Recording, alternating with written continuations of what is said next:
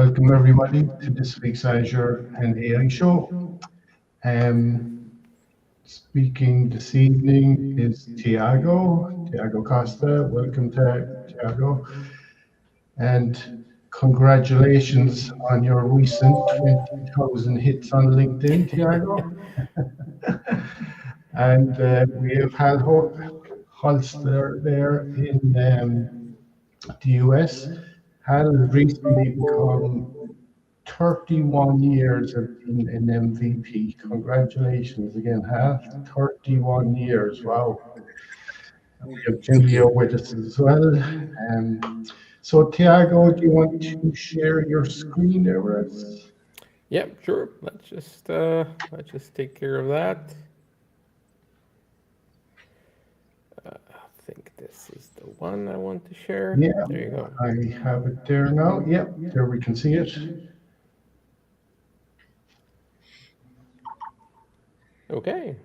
Should I start? Yep, go ahead. Okay, so I'd just like to welcome, everyone, to the Azure and AI show today. My name is Tiago, and, my goal for today is kind of bring you, from an app that I'm building, let's imagine, okay, in this hypothetical scenario. And I'm going to publish this into a repository all the way, okay, to bring it and just to put it in production and of course hosted it in Azure App Services, okay? So the thing is, don't think about, oh, let's just do this in the fastest possible way. That's not what we want to do today. What I want today is think about this in the most secure way, repeatable way, and be production ready, okay? So we're going to talk about things like, Bicep, that, yeah, it could also be Terraform. If you're on the Terraform, side of things, that's fine too, okay? We're also going to lock down secrets with managed identities and key vault. And we're going to finish with like a zero downtime blue-green rollout and kind of explaining a little bit, what we want to do with that. So just doing, a short presentation about myself. But like I said, my name is Tiago. I mainly work as a cloud and AI architecture and advisor, and I'm actually based in Lisbon, Portugal. I've been working with Azure since 2010, so really, really a very long time ago. And basically, I've been also on the community side an Azure MVP for 11 years. Okay, not 31 like Hall, but I'm still 20 years away from reaching from reaching that. So still a long way to go. And I'm also basically a GitHub instructor, Microsoft certified trainer, also an MCT community lead. So a lot of awards that I've been collecting along the years, and I also one of the leaders of the Azure and AI user group, and also a member of the Global Azure board that we organize Global Azure all across the world to more than 100 locations. And we're pretty excited also to bring the 2027 event. We already have all the alignment done for that. It should be released pretty soon. So also watch out for that space. Just a little bit personally about myself. I love to travel. I've been in 78 different countries. Very soon this will become 80. Okay. So I still need just one more week of work, and then I'm out for a week, and I'll be able to travel to two really cool countries that I've never been. So I will increase that number to 80 countries. Okay, not that I'm counting. No, of course not. Okay, cool. So let's talk a little bit about what we're going to cover today. So we're going to cover app service fundamentals. Just to clean up the room. If you're new to Azure App Services, this is going to be important for you. Then deployment, CI/CD.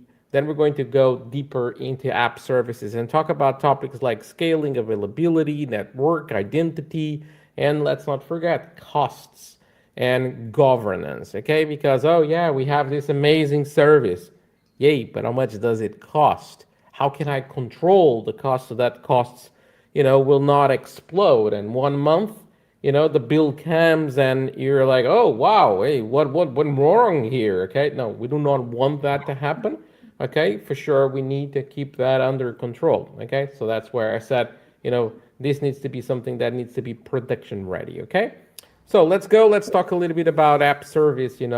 Fundamentals that we have here. So app service is a fully managed platform that we use to build, host, and scale HTTP based applications. Okay, it's a PaaS service. So Azure takes care of patching the operating system, the runtimes. Um, there are several instances supporting this, aka virtual machines in the back.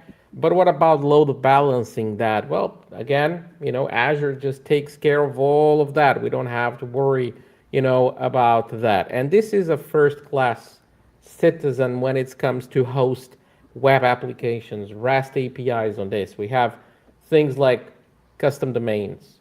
We have things like free managed certificates so that we can do HTTPS on this. And there is global reach. It's actually available everywhere. When I say everywhere, means every Azure region has and supports, Azure App Services, and supports Azure App Services with deployment slots, with VNet integrations, with hybrid connections, Basically, in every single region, we basically have all of that.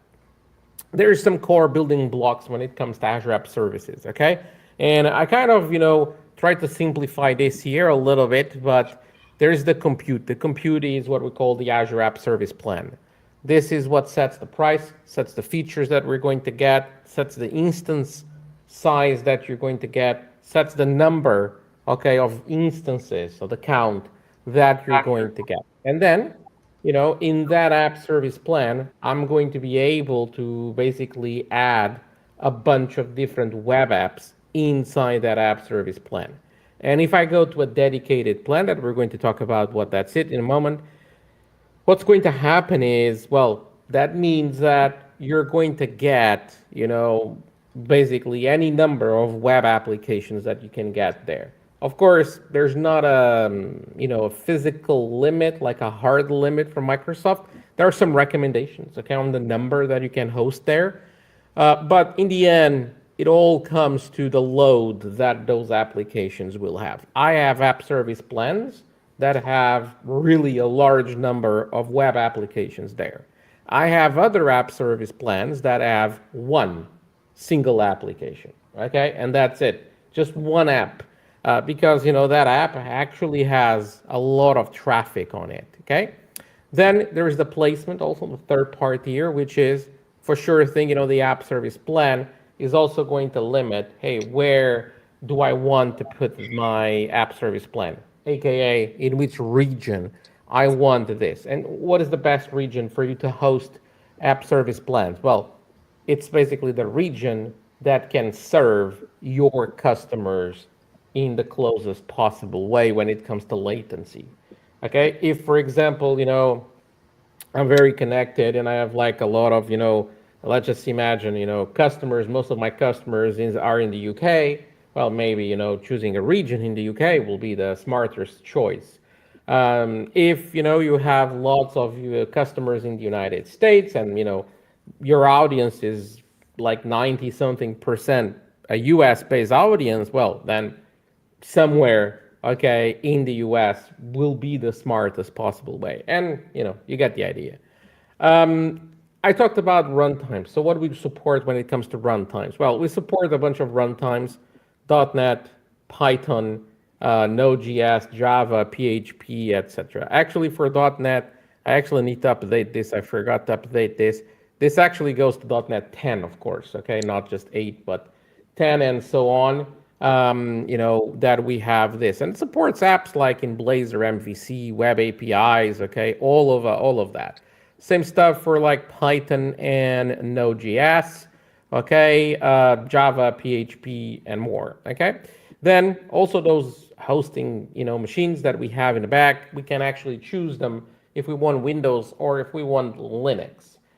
For me, this is the same platform, just two different operating systems. And usually modern runtimes, if we go to things like custom containers, they're usually cheaper to run them in Linux. Got it? So that's where most of the times, I'm going nowadays. Even the other day saying this, just this week, I'm actually modernizing, basically a solution for an app for an organization, and they actually have a .NET version, a .NET application. It's web forms for people that know what web forms is and what it stands for. And it's a very, very old web form technology. So even before, we had .NET Core and things like that. So for sure, that comes with a limitation is that, well, I cannot run that on Linux.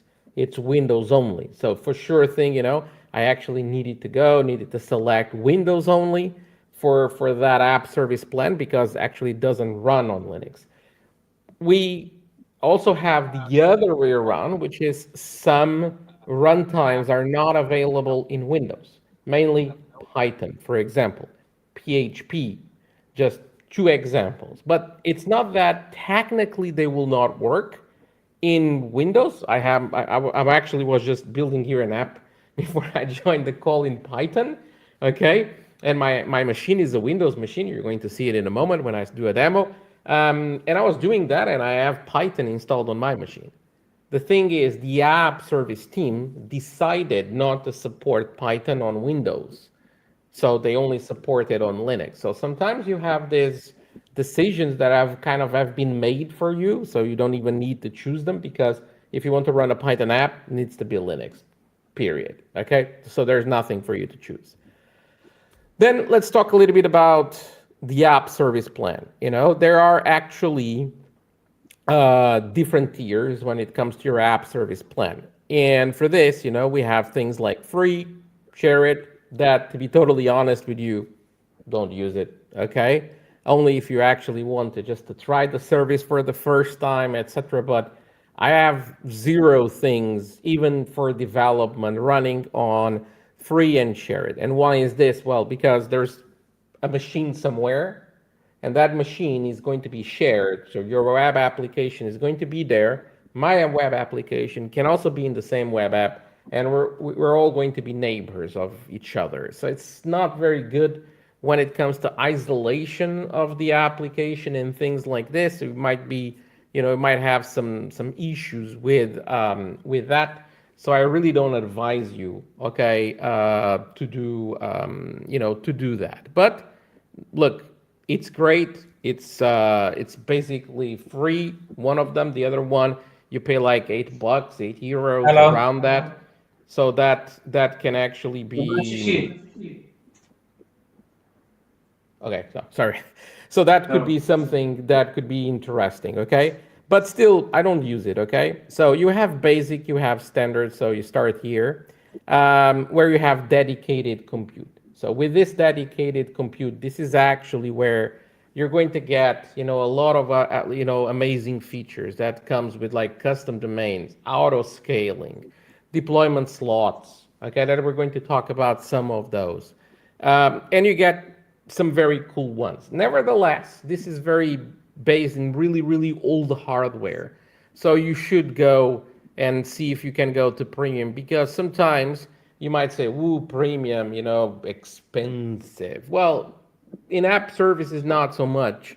There's actually premium tiers and sizes in premium, like a P0 V4, a P0 V3. That's actually sometimes they're actually cheaper to run than a standard tier, okay, that you have, because this is based on new hardware.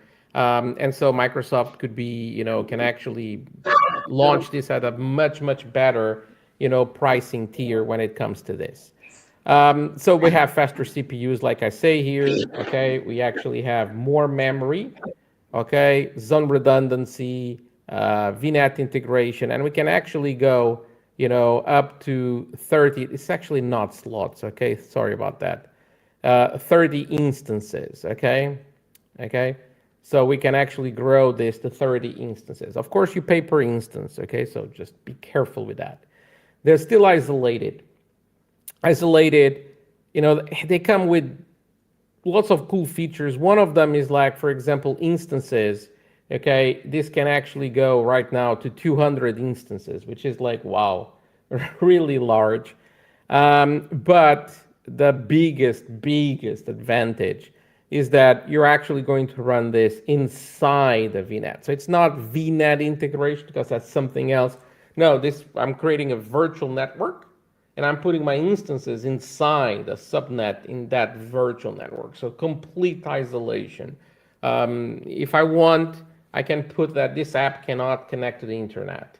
This app cannot be reached from the internet, only from that VNet. And it's like the complete isolation.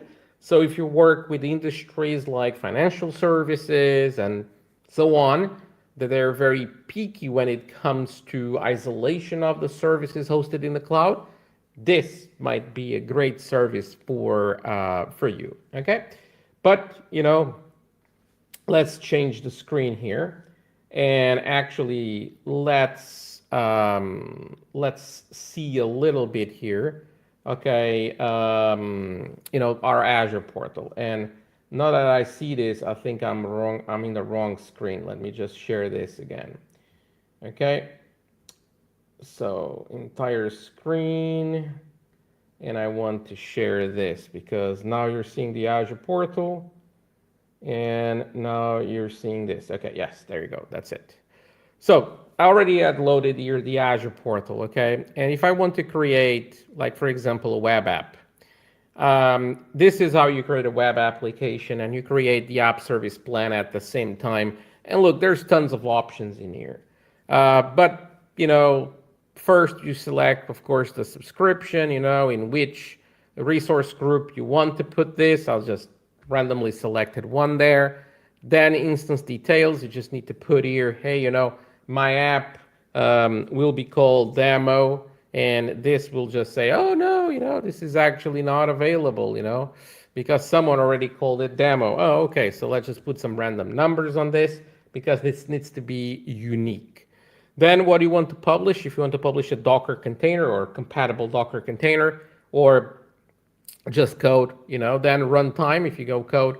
And like I said, there is support for .NET, Java, Node, PHP, Python. So basically all the runtimes that we have here. Let's go with .NET 10. Because .NET 10, I actually have options. See, I can select this from Linux or Windows.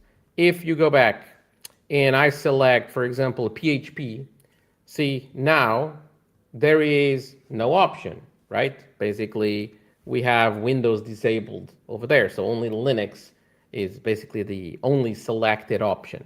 If I go Python, same stuff. If I go, for example, for ASP48, it's just the opposite because this is only Windows. Okay, so basically what I was telling you before. So let's go with .NET 10, and actually let's go with Linux, and then the region. Where do I want to create things? And let's just say, in my case, I will go for West Europe today.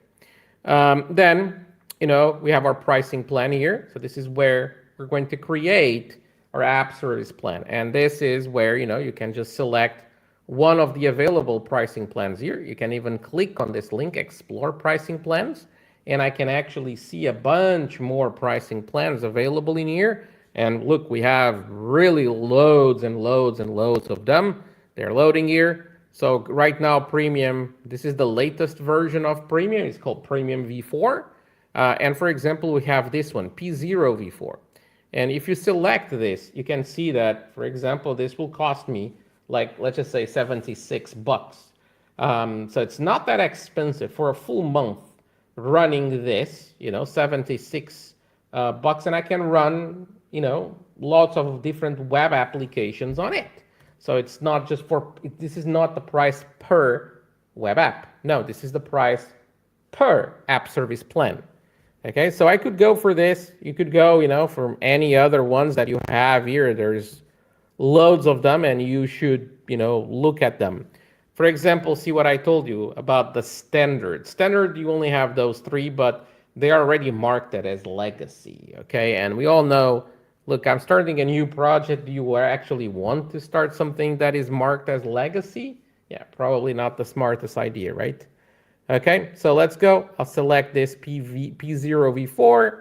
And then, there's a bunch of other options that I have here that I'm not going to cover them today. But, you can actually integrate the deployment right away. You can, do some configurations in terms of networking, under monitoring, etc. But to be totally honest with you, I just show you this because this is pretty cool to show you. But I don't want to be doing this manually, because this is what I personally call ClickOps, and I'm like totally against it. Okay, so that's why I just want to very, very quickly talk a little bit about the possibilities for deployment on this, because the Azure portal, look, it's great for me to show on a demo so that you guys can learn the possibilities and all that. If I do stuff like one time, sure, yeah, I can still do it via the Azure portal. I don't see any harm on that. But the problem is, if you want to keep doing this in a constant way, look, definitely it's not the best way, okay? If I want to leave something so that my customers can just click on a push of a button and boom, they can actually redeploy everything that I did, that's not the best way for me to do it, correct? So that's why, we have several deployment options here. And of course, I can take a web app, have it on my machine here. I can basically do a zip deployment, which is basically just zip the app, upload it, and the app will show in-app services, okay? And hey, happy days and, fun stuff. But that's not what I want. I actually want to have my code under source control, mainly on, GitHub, Bitbucket, Azure Repos, okay, you name it, okay? Those are just some examples of possibilities. It doesn't need to be one of those. And then, through pipelines, through GitHub Actions, Azure DevOps, I can actually build a YAML pipeline and have that YAML pipeline to basically fully deploy my app. And when I say fully deploy my app, I can actually have a first deployment that actually even deploys the infrastructure and then deploys my app, okay? Or, just the app because the infrastructure is already there. Then, there's some questions over there, but we're not going to cover those today. And that's actually, what I'm going to show you just right now. I already have, and, you can actually grab this. This is a public repository that I have here, okay? I'll share this in a moment, okay? And, what I have here, and let me just go under actions, okay, very, very quickly. And I have this action that just says, basically deploy to Azure. And I'm just going to start running, okay, just start running this because this takes a while, okay? And so what I'm doing with this is going to validate my code base. It's going to basically build my web application that I have here. And then because I selected dev, there was a combo box. I don't know if you guys noticed that. It's going to deploy to development, okay? Same template can also deploy to production. So with this in mind, let's go here on code. Let's just leave that open in that tab. And let's see if that works, because I didn't test it. Okay, but let's just see if it works. So this is my web application that I have here. If I go source, you will see, look, this is a standard .NET 10 application. Okay, I'm not going to show you the app. It's just a standard app. There is not that much to see here. It's an app that just says kind of yellow, okay? Doesn't do that much more than that. Then, if we go under the .github folder and under workflows, I have the YAML file. This is the one that I'm actually, doing. And if you see here, I have a job that just says validate, okay? And then basically does all this, basically builds the app, does some tests on the app. I have another step that is called build. And this is what you see here, validate, build. And then I have this one called deploy, okay, to development, which is this one that we have here. And if we look at, I'll zoom on this. We download the build artifacts from the previous steps. We log in into Azure. We create a resource group. We deploy a bicep template. Okay, and there's actually a bicep template, Tiago. Yes, there's a bicep template. Okay, which is this bicep template that I have here. We'll show it later. Okay, then you publish the app. So you deploy the web app into this. You get the service URL on this, and then you just basically show this. This is now, it's the deploy to prod, okay? That we actually are not running it right now. If you go to the bicep file, so the bicep file is here too, and basically deploys, a web application, an app service plan, some diagnostical settings that I want to have. It's basically what it's doing, okay?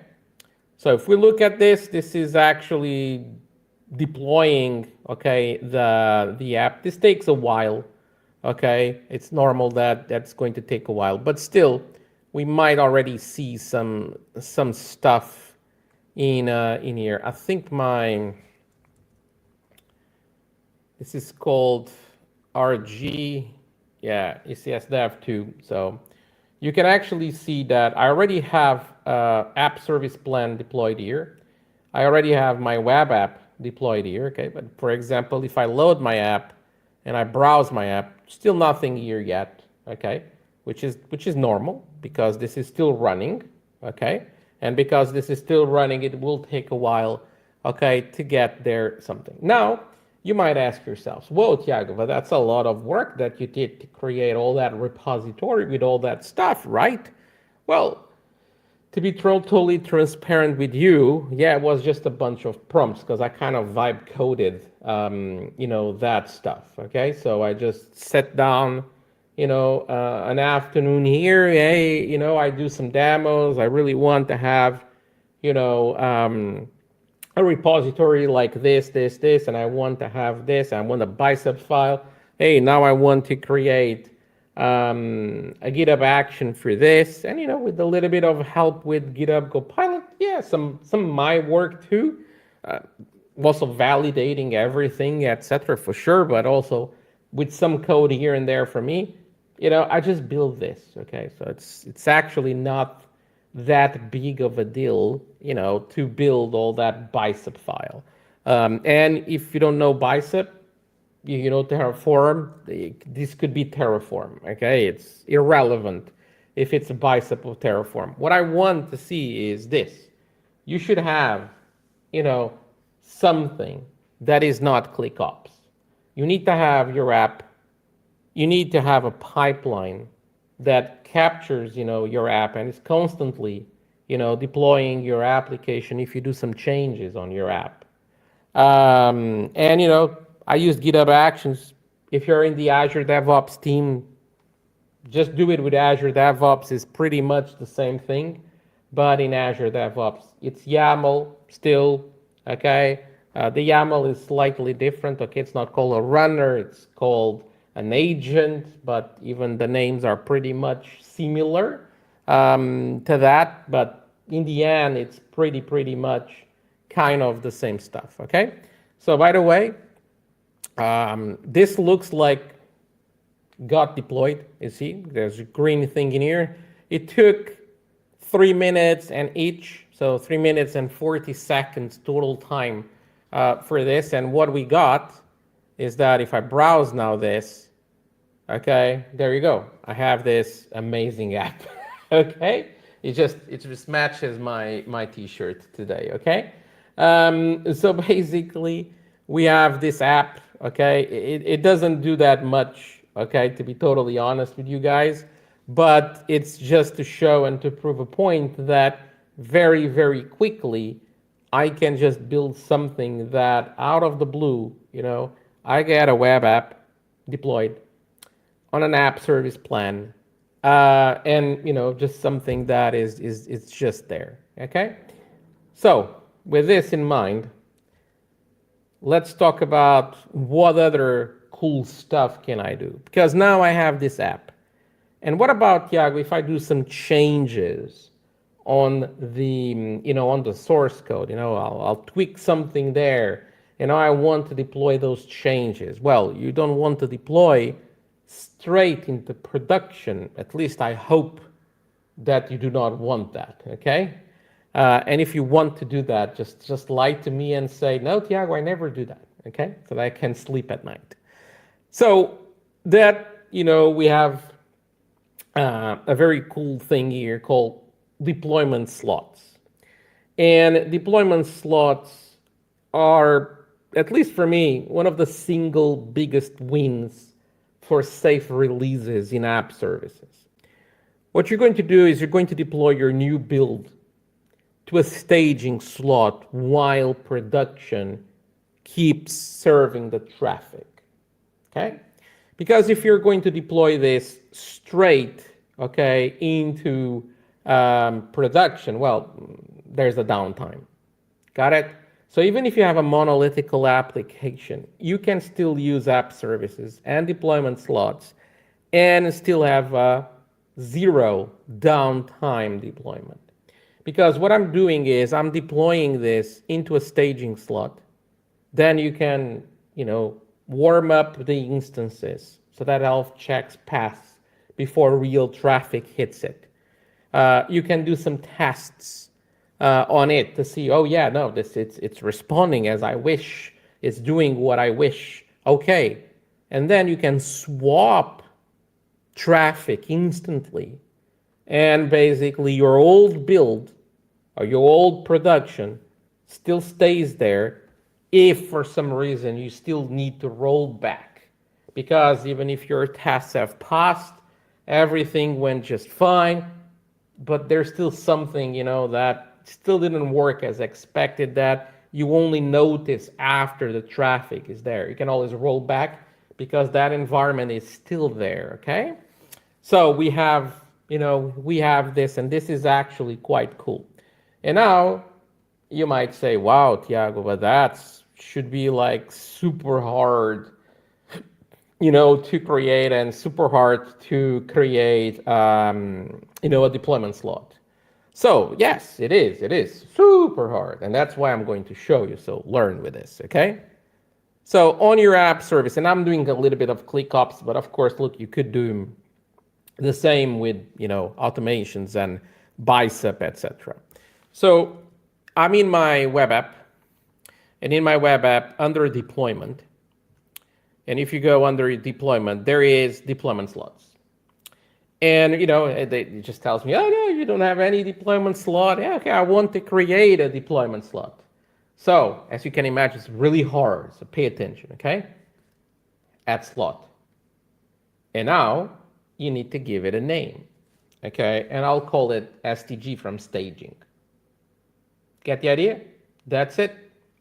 There is some clone settings. If you want to clone the current settings, you can, or you don't, you just say no. This will bring all the environmental variables with you. I'm just saying no. And I'm just going to press add, and that's it. This is how I have created, okay, this, basically this, this new deployment slot. And of course, now, when you're deploying, you need to target your deployment where? Well, into the staging, in this case, deployment slot, and of course not the production deployment slot. And later on, you can test this because this one, the staging one, actually comes with its own URL. And if you can actually go and check this out here. When it loads, and because I'm doing a demo, it's taking more to load, but you get the point. Well, this is, let me just grab this. This is the URL that I have for my production one, okay? And if you look at the other one, it just added this dash STG. STG was the name of the deployment slot, so dash the name that you gave to the deployment slot, okay? So it has its own URL that you can handle, okay? So and now, you can actually go under settings, environmental variables, have your own environmental variables for this with different values. Look, all this is possible now, but depends on the use case and what you want to do with this. Okay, so there's tons of possibilities. Okay, so let's go back to our web app here. Okay, and let's actually see what we have more to talk about, because now I want to cover a little bit about scaling, performance, and availability. So when it comes to scaling, so like I said, we can scale this to multiple instances. Okay, and there's actually several options for that. You can scale, vertical. Okay, do a vertical scaling, which is scaling vertically. It's basically moving to a bigger tier. So we can actually take that out of the way here and just check that out here. So if you go under, app service plan, you can just say, hey, scale up. So up, vertical. And, it will show the P0 V4 or V3. I think this is a V3 that we have here. Yeah, because the bicep one, it's creating a V3. And, I could just say, no, I want a P1 V3. So, I get more CPU, more RAM, okay? And you just hit select here and it's done. I'm not going to do that, but it's basically just that. And you're going to get more capacity. Sometimes we need that. But most of the times, what we're going to have is the need to add more instances behind the load balancer. And that can be done manually. And you can just, there's a slider, I want 10 instances, 3 instances, 4 instances. And, you do that manually. Or, you want to do that based on rules. Rules, because sometimes we want to do is, hey, I'm getting more traffic. So if I'm getting more traffic, I need more capacity in terms of compute that, it can handle all the load that I'm getting into it. Sometimes you even okay, so it's called what we call predictable load. You know that you're going to get more. So I can give you an example. I have a customer that, based on their business model, they know that every Friday and every Saturday, late afternoon until like 11 p.m., they need to have more instances than what they usually have during the rest of the week. So we know, and we just basically scale that, okay, before the traffic comes, okay? Sometimes you don't.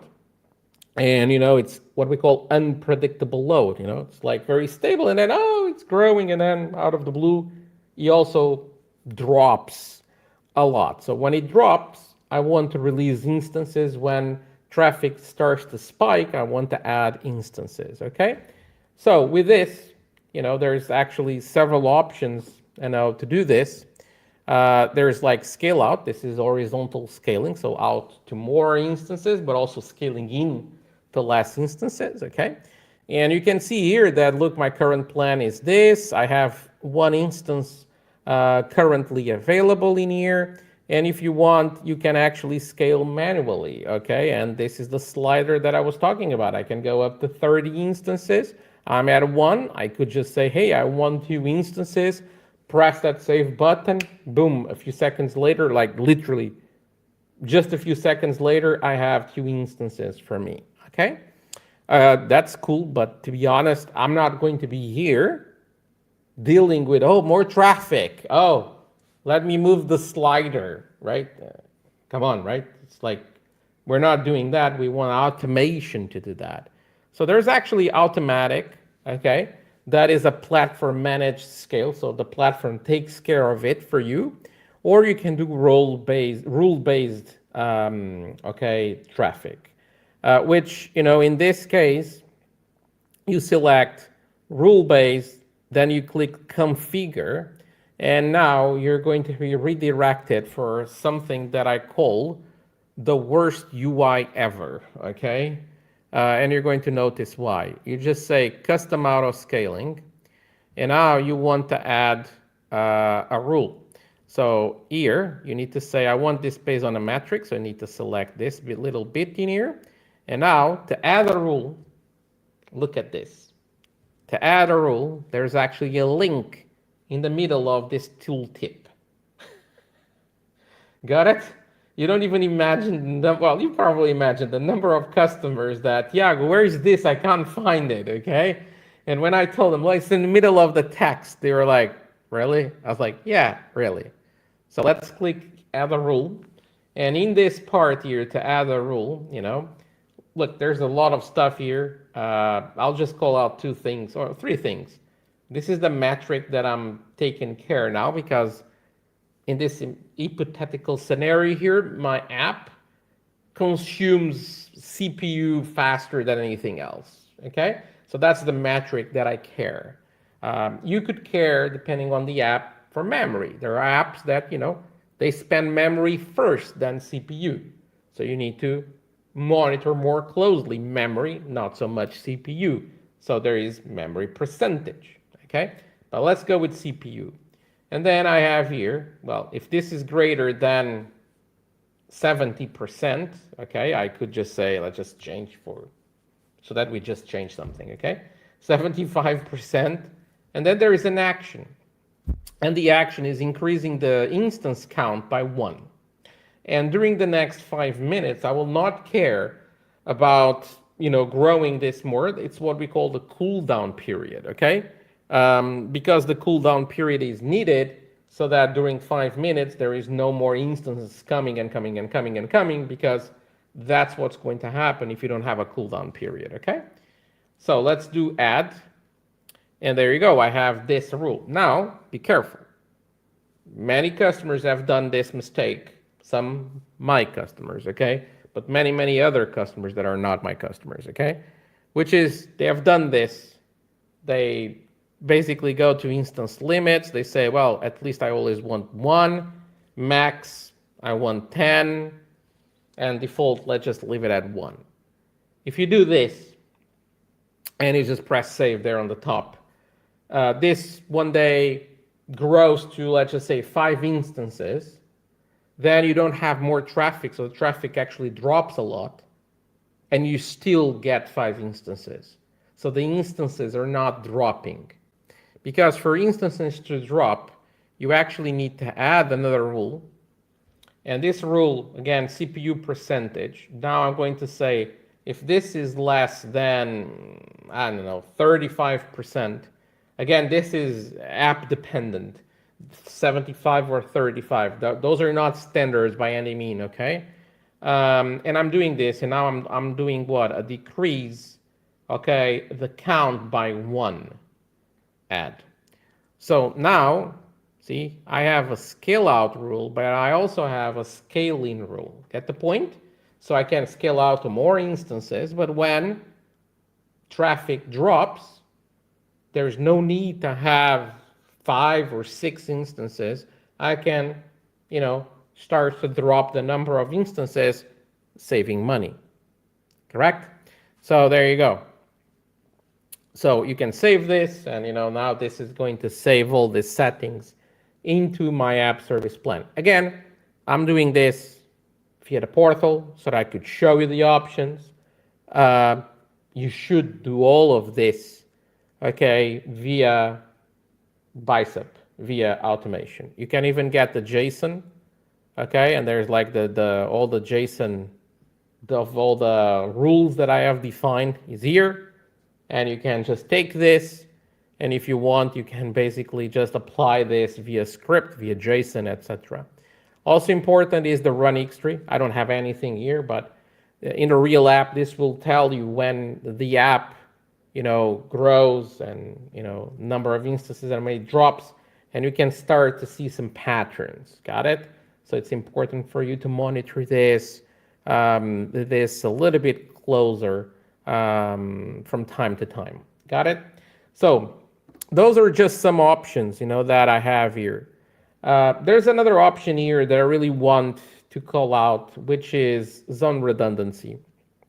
And when you have app service plans that are going to have more than one instance, you can start to leverage availability zones, okay? So availability zones, it's basically when a region supports availability zones, means that there are 3 zones, and each zone is composed by 1 or more data centers, but each zone is totally independent from the other zones when it comes to power, cooling, and networking. Got it? So that means if there's an issue in power in one of the availability zones of West Europe, only the data centers that are in that availability zone are going to be, affected by that outage. All the other ones are still running.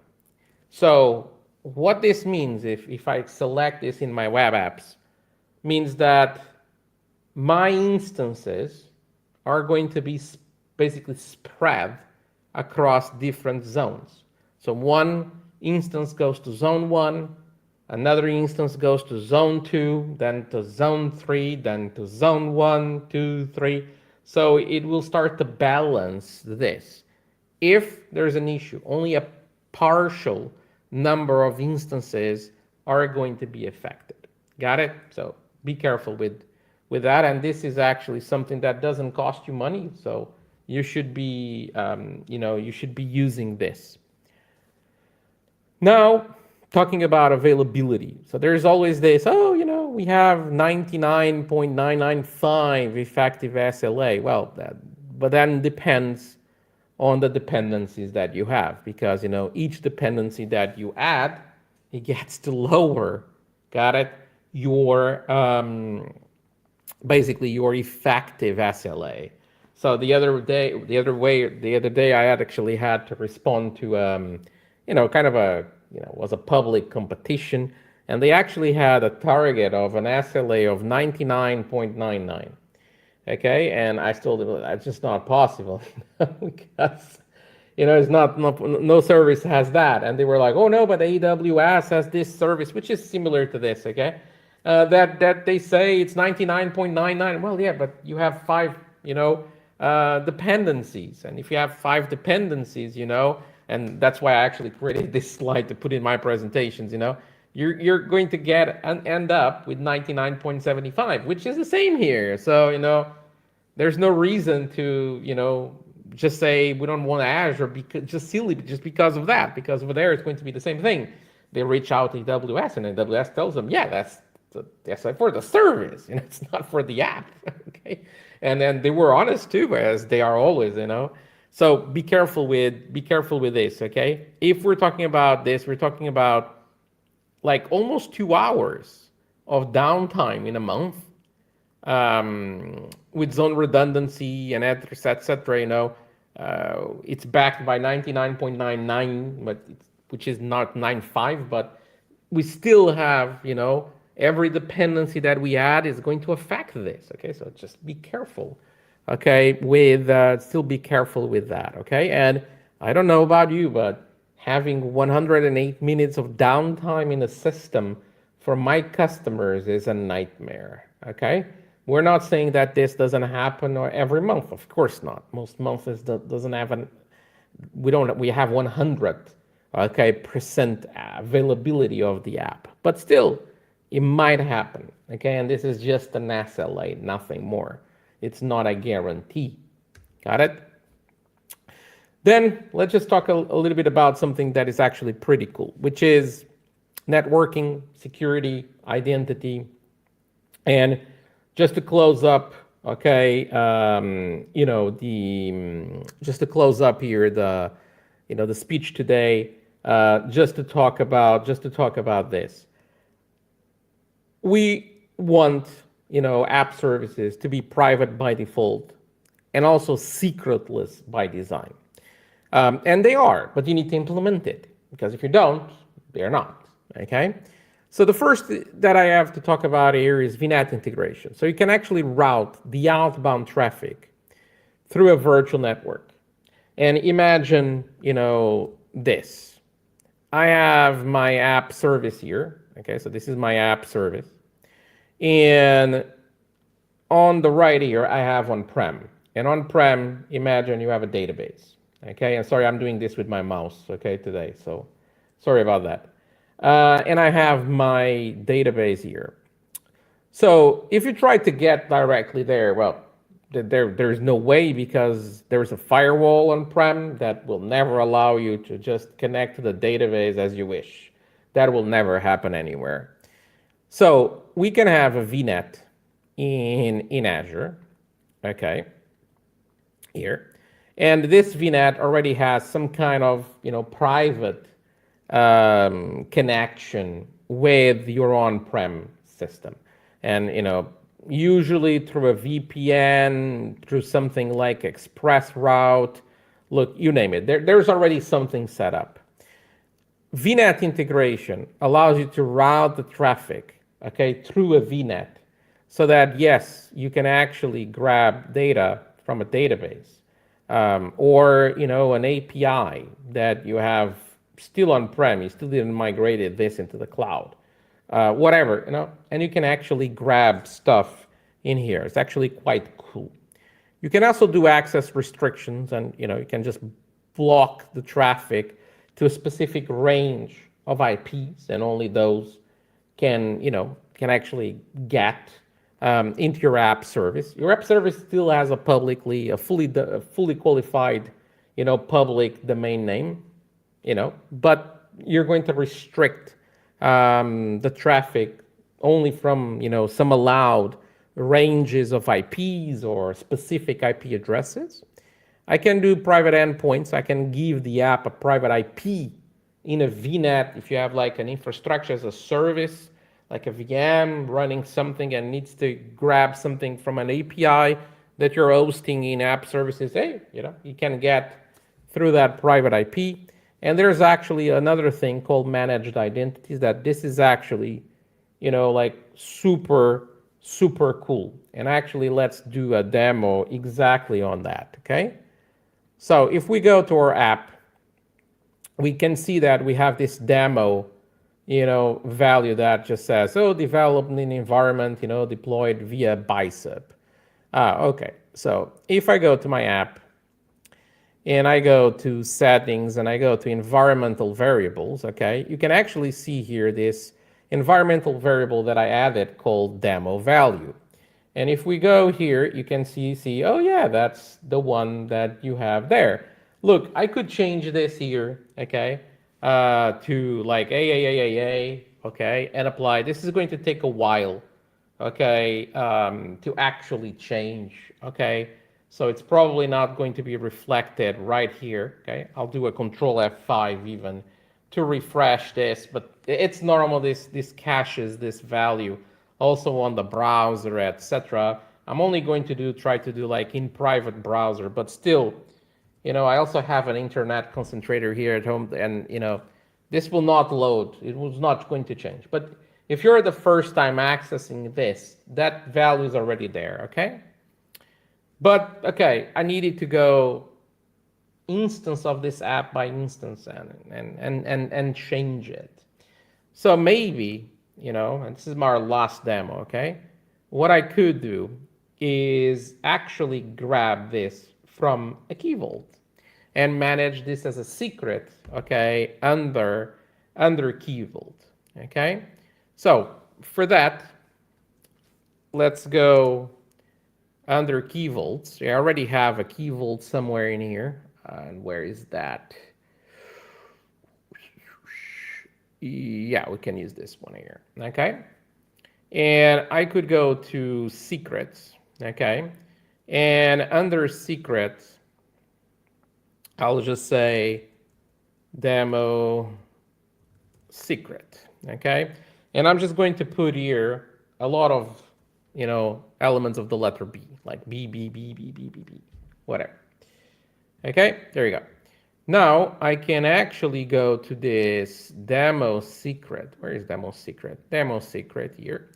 And what I want to do is I want through RBAC, role-based access control, allow this web app to access that. So for that, I need to go to identity, and I need to enable, okay, the system assigned managed identity, which I already did through the bicep file. Okay, so I already have an object principal in here. And if you go back here, I go access control, and I'm going to say add a role assignment, like you're doing this as standard any other R box. It's no different than anything else. Okay.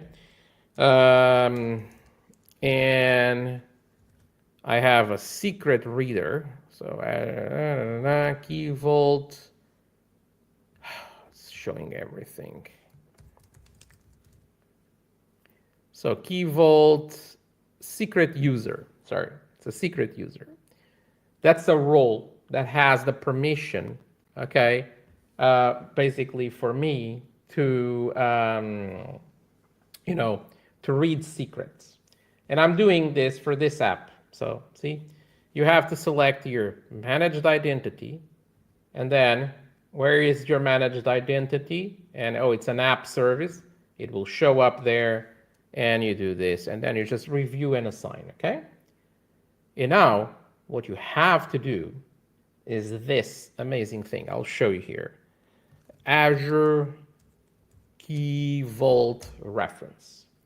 And if you search for this, there's actually this amazing article on Learn that if you scroll down has a table, okay, with the stuff that you need to put there. So you need to go under environmental variables, demo value, and here, instead of putting A, you delete, and you put this. But of course, now we need to change this, okay? To change this, let's go back in here. Let's find the secret identifier that we have here. We copy this, and now we're going to put this in here. And we're going to remove this. It's kind of a GUID, okay? Because we don't want this to go to a specific version of our, okay, of our secret, okay? And now I'm going to basically click apply. But look at this row here, demo value. Currently is saying app service because the value was directly in app service. And if I'm doing this now, it should show key vault. See? Key vault. And it's showing a green check. That means that the authentication actually happened. So this means that this is actually reading the value from the key vault. Now, if you want, you could go to the key vault and you could you basically could do that. I'm trying to pull reference values here so that I can force this. And if I search this now, if I refresh this, see, now this changes like this immediately. Cool. Yeah. So this is actually a super cool feature. My God, there is so many more cool features like this. Maybe we could do like a V2, like a session 2, an episode 2 of this, of a bunch more cool stuff, okay, that we have in with Azure App Service and the possibilities, okay, that we have with Azure App Services. But now I really just want to, close up, with some key takeaways and some conclusions, okay, which is, I think it's obvious you guys saw this. This simplifies a lot, bringing an app into production. I still have customers, oh no, let's create a VM. And then they have to deal with all the infrastructure stuff with a VM. Sometimes I have to do that. It's my job. Even the other day I had to do this and I was like, my God, I feel like a caveman, like eating rocks to try to put some fire on. It's how I feel when I have to do that. Because with this, it's so much easier, so much faster to do stuff. And, then you can focus on actually building things that will move the business up and not taking time to do stuff that, it's just not the best idea because you're taking so much time to do something so basic, okay? Picking the right plan because drive the cost. So of course we'd want to have the highest tier with lots of gigs of RAM, but do you actually need it? You need to make that questions, okay? Do you need the features? Because sometimes you don't, okay? Secretless and private by default, so managed identities, key vault references, that's what I showed you. Okay, private endpoint, I told you about what it is, but I didn't have time to show you. Slots make releases, super boring, and we want them to be boring. Get the point? I have really large deployments at customers that they don't fail for more than 2 years now. Like not even a glitch. Get the point? We got to that point. It takes a while for you to get there, okay? And it's boring because it's never fails and we don't have anything to do. Yeah, but that's awesome. I love it, So that's the way to do it. And also something that we didn't talk about, but it's important is have monitoring, okay, on this from day one. Because when things don't work, you need monitoring data so that you can dig and you understand why things are not working. And Azure Monitor, logs, metrics, application insights are great things for you to add up on this. So to close up, codify everything in Bicep, Terraform, what your poison is, okay? So that environment is reproducible, okay? Right size the plan because tier drives costs, scale, network options. Go secretless with managed identity, key vault references, use slots so that releases and rollbacks become boring, okay? And basically that's it, okay? So I really, really hope that you enjoyed, okay, this session about app services, that you learn a little bit more. And if you have any questions, just reach out and, I'm always happy to answer, some questions from the audience. I kind of live for it, so don't feel shy, okay, if you have any any questions. And don't forget to follow me, okay? You can go to follow.tiagocosta.com and you can find all the social networks. I promise that even on TikTok I do not dance, okay? So if you want, just drop a follow. I'll be delighted so that I can share my knowledge with more people, okay?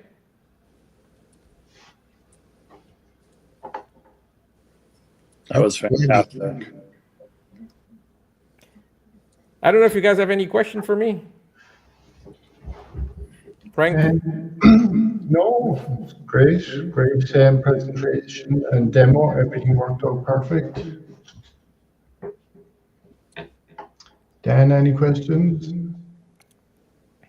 Yeah, Tiago, I loved the demos of the dev slots and the switching from dev to production. Do you have any tips for finding examples of that out in the wild? Well, I actually have a course releasing that actually has exactly that, okay? So it's from Microsoft Press. It's the AI 200, the exam prep for AI 200. I actually have exactly a demo on that.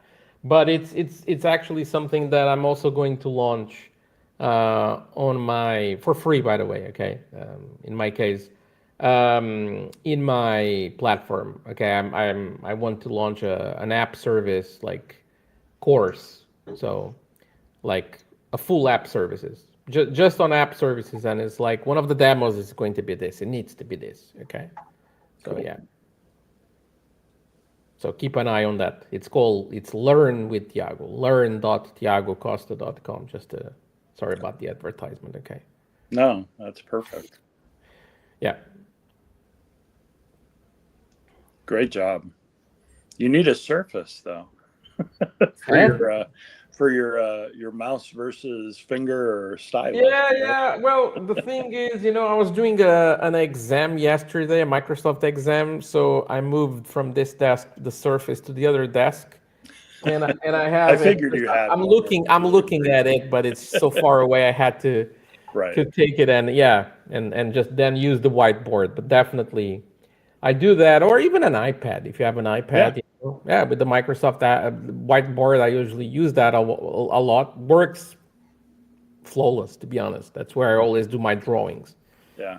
My Okay. fiance uses a Samsung Note for the same exact reason, being able to scribble notes and arrows and all sorts of stuff on the screen of a phone. So there's plenty it works, of things right? besides Surface, but it's super handy when you're trying to draw. Yeah, I have to have an iPad Pro because it doesn't matter. That's what I'm on today. And Just to either be that or honest, Surface. yeah, to be honest, is actually great. It just works. Yeah. It may cause drift by modifying something on a portal. Yes, definitely. That's one of the reasons why we do not want and we do not like, the concept of ClickOps. Okay, it's called configuration drift. Even that's the technical name that we call it. Okay, which is we start with one configuration, everything is fine. Then we have a different configuration and things are not fine anymore. Okay, and then trying to find what has changed without source control, not impossible for sure. Okay, but it takes a lot more effort. Okay, and sometimes when I see things that, this doesn't work anymore, what's the problem? Source control. What did we committed in this pull request that it's leading to this? Someone uploaded a change in the configuration in the bicep or in the Terraform. It's very easy to catch. If it's in the Azure portal, sure, there are logs, activity logs, etc., but it's much, much harder to catch what were those changes, okay? So definitely, okay? And that's why we hate ClickOps. Repeat after me. We hate ClickOps. Okay. It's good for learning. I'll give it that. Definitely. And for doing a quick demo, like for example, what I did now, etc. Look, it is awesome. Okay. And for people understanding the possibilities, the potential of the service, for learning, you just want to learn something. Look, it is really, really, really good. Yeah. Okay, very good. So we're over the hour, so I'm just going to end the live stream. And thanks everyone for joining Tiago. Tiago will be back again in 2 weeks' time with something to do with apps in Foundry, I think. Yeah.